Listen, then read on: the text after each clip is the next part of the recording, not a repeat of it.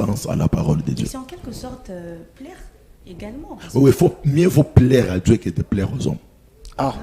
Donc ici, si on comprend bien, docteur Héritier, l'inspiration ne vient pas seulement de Dieu. Ouais. Ah. Et alors, comment moi, je saurais que je suis inspiré par Dieu, par Satan ou par l'humanité? Bon, c'est pourquoi, vous voyez, il y a beaucoup de débats sur les réseaux sociaux. Oui. Il y a l'inspiration d'origine et l'inspiration comme conservateur. L'inspiration d'origine, c'est l'inspiration qui engendre les Écritures. Là, l'inspiration est plus grande que l'Écriture. Mais l'inspiration pour conserver, là, l'Écriture devient plus grande que l'inspiration. On n'a pas. ça devient déjà un problème. Récapitulez un peu ce que vous venez de dire. Bon, il y a l'inspiration d'origine et l'inspiration de la conservation. L'inspiration d'origine, c'est une inspiration qui engendre les Écritures. Qui engendre les Écritures. Ouais. Oui. Et maintenant, par la conservation, l'inspiration dépend maintenant des Écritures. Là, les Écritures conservent l'inspiration. Ça sécurise l'inspiration. Quel genre d'écriture? C'est ça le problème. C'est l'écriture biblique, la Bible, la parole de Dieu. Ok.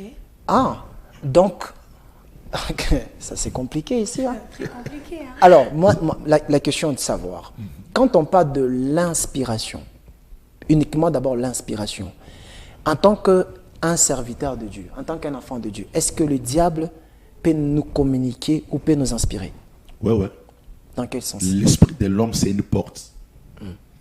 C'est pourquoi vous allez comprendre qu'il y a eu un moment où Jésus, il dit à Pierre que ce que Pierre a parlé, ce n'est ni la chair ni le sang, mais c'est l'esprit de mon Père qui l'a inspiré. À un moment aussi, Pierre a parlé, Jésus dit arrière de moi, Satan. Le même Pierre. D'un côté, il était inspiré par Dieu, Jésus l'a confirmé. D'un côté, il était aussi inspiré par les diables, Jésus l'a confirmé. Donc, on peut avoir un texte sans être inspiré par Dieu. Un texte puissant, sans être inspiré par Dieu. On ne peut prêcher s'il n'est pas inspiré par Dieu. Là, on est dans l'inspiration divine. Ouais. Et quand quelqu'un vous dit quelque chose, c'est la chose doit venir chez Dieu. C'est Dieu qui nous aide à comprendre les Écritures.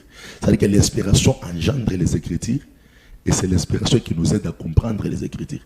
C'est comme une femme qui donne naissance à l'enfant et c'est elle qui peut élever son enfant.